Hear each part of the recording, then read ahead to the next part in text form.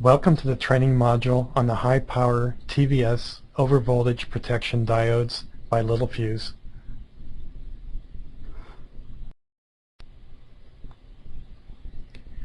This training module will introduce the Littelfuse high-power TVS product offerings of overvoltage protection devices.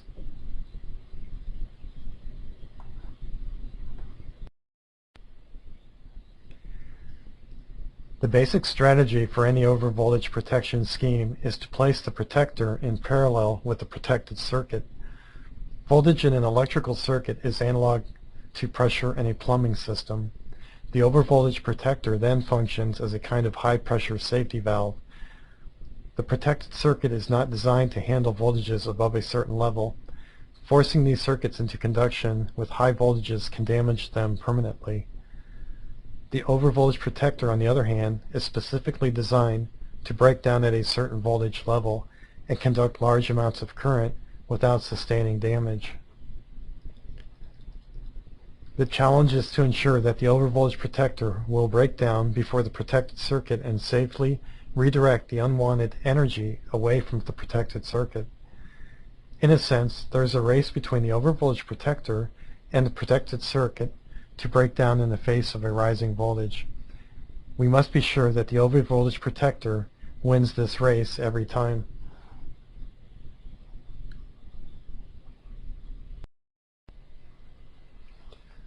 Overvoltage protection devices can be divided into two classes.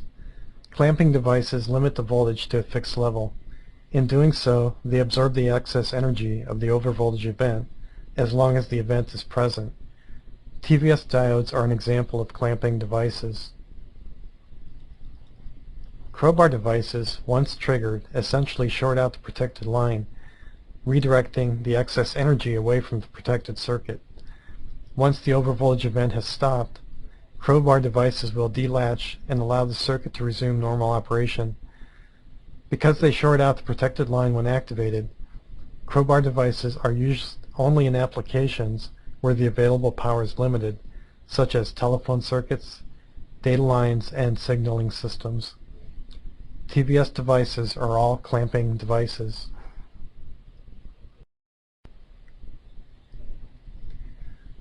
The first parameter we will discuss is the peak pulse current rating. The peak pulse current rating is measured during a very short energy pulse that simulates an inductively coupled lightning pulse. The AK series of high-power TVS diodes use a different standard pulse shape than the conventional TVS product line.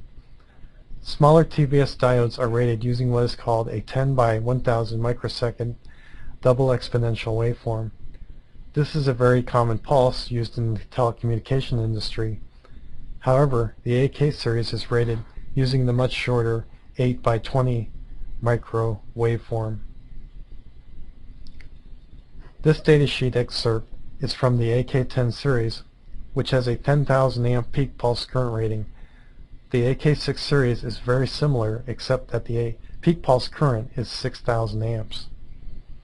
The AK1 and AK3 are even smaller devices in development, as well as the larger AK15 series.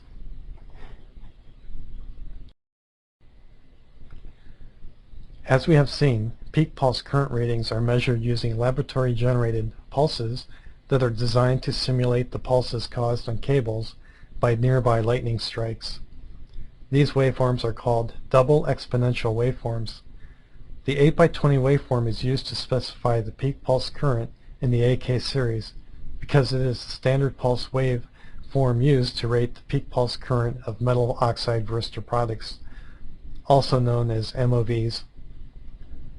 Since the AK series is designed as a premium play in the MOV space, using the same rating system makes it easy for the design engineer to select the appropriate AK series for their application.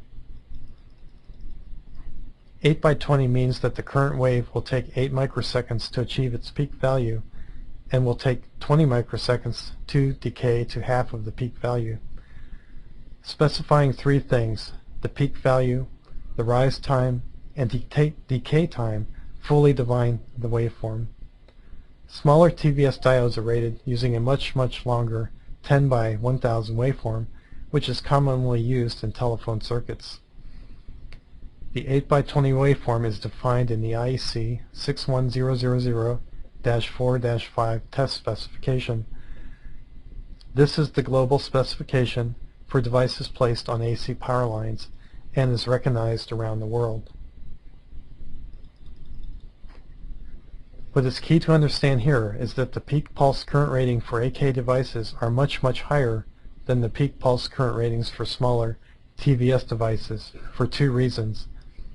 One is that the AK device contains a lot more silicon and metal than a standard TVS device and are much more robust.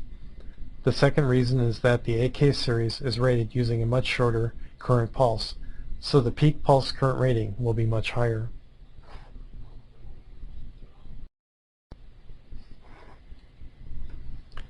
The next few parameters we will be discussing appear on what is known as a VI curve. The characteristic curve displays the voltage and current relationships in a TVS diode. The voltage is shown horizontally and the resulting current is shown vertically. The little fused line of high-power TVS devices are bidirectional devices. That is, they have the same characteristic curve in the positive and the negative directions, so it does not matter which way they are inserted into the circuit.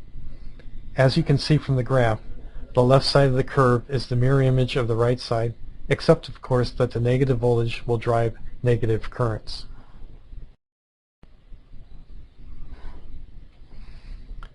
The first parameter for the VI curve is VSO. This is the maximum continuous voltage that can be applied to the TVS diode that will not cause it to begin to conduct. V sub R should then be a higher number than the highest working voltage in the protected system. The next slide has a more detail on working voltages for the AC systems. V sub SO is measured by running a very small test current called I sub R through the device and measuring the resulting voltage. For the AK series, I sub R is only 20 microamps or 1/50,000th of an amp. The intent is to keep the assured that the power dissipation at V sub SO is minimal.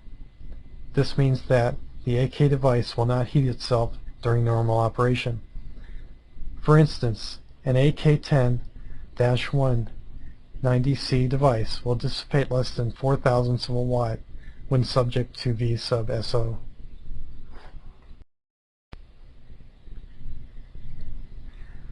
When designing for AC systems, remember that the peak voltages are much higher than the commonly used RMS voltages. You must also understand whether you are designing for phase to neutral or phase to phase protection, as that also affects the peak voltages. Choosing a V sub R that is even slightly too low can lead to overheating of the TVS diode due to continuous power dissipation. The next parameter is VBR. This is the breakdown voltage of the TVS diode. This is the voltage at which real activity begins. VBR is measured by passing a test current called IT through the device and measuring the resulting voltage. That sounds a lot like V sub R, and at least on this simplified graph, I sub R and I sub T look like they may be very similar. In fact, I sub T is 500 times higher than I sub R in the AK series. Note that I sub R is measured in microamps, but I sub T is measured in milliamps. For the AK series, I sub T is 10 milliamps. Remember that the power dissipation in the voltage times the current, so VR times IT represents some real heating energy, especially on the higher voltage products. An AK10-430C will be dissipating at least 440 volts times 10 milliamps, or 4.4 watts of power. So do not be tempted to use VBR as a substitute for VSO, as you may be surprised to hear of field problems due to the AK device getting hot.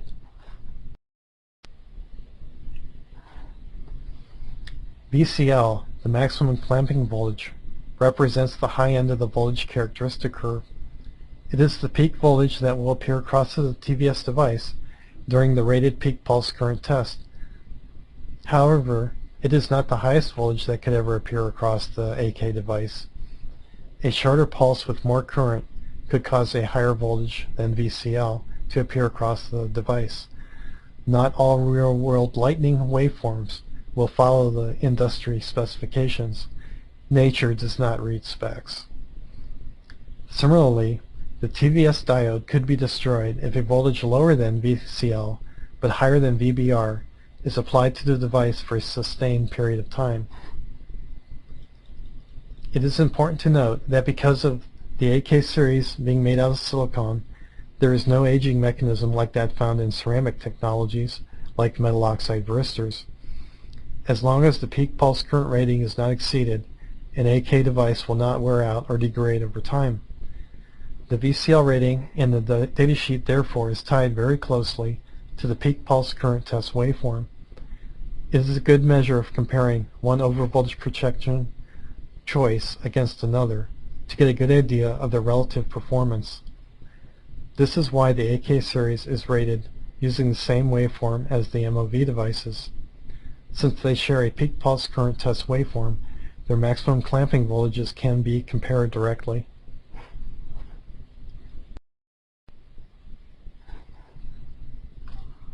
Since the AK series was designed as a premium competitor to MOV technology, it is useful to compare the two. This chart contrasts the features and benefits of the AK series and the HB series MOVs, which is very popular in industrial AC protection systems. Specifically, we will look at the AK10-380C and the V271HB34. Both of these devices are suitable for use on a nominal 240 volt RMS AC line, and they also have VSO values. In comparing the peak pulse current values, the AK is rated for 10,000 amps on an 8x20 waveform. The MOV can withstand a single 40,000 amp hit. Such an energy pulse would surely destroy the AK device, but the MOV would essentially be at the end of its life as well. The MOV could withstand 10 of the 10,000 amp hits, but probably not many more. This is where the AK device really shines.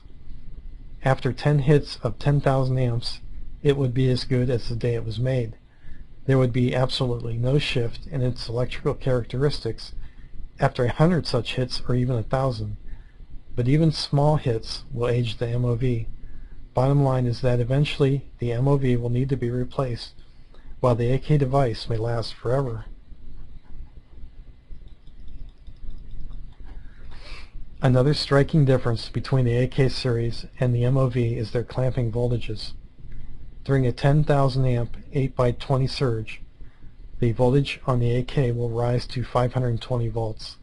Under the same circumstances, the MOV will allow over 1,000 volts to reach the protected circuitry. For a lot of delicate electronics found in today's high-tech AC input circuits, the MOV may not be offering very much protection at all. Finally, the AK comes in a very compact package when compared with the MOV. The photos here are roughly to scale, and you can see how massive the HB devices are. In some applications, size and weight do matter.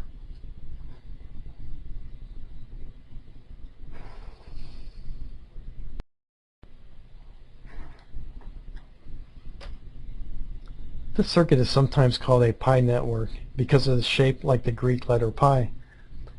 There is an MOV across the input, a TVS across the output, and an inductor is placed between them.